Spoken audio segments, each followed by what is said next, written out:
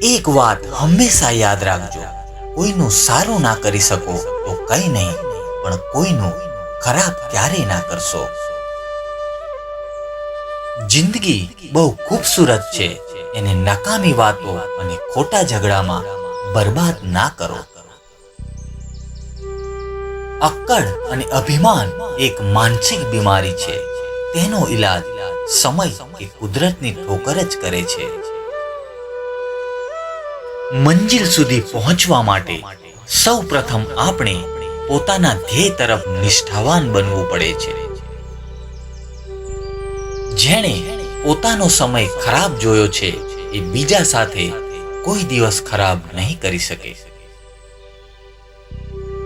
સૌથી વધારે ગરીબ એ માણસ છે જેની ખુશીઓ બીજા પર નિર્ભર છે. એટલા પણ ઊંચા ના ઉડો સાહેબ કે નીચે આવવા માટે બીજાની મદદ લેવી પડે.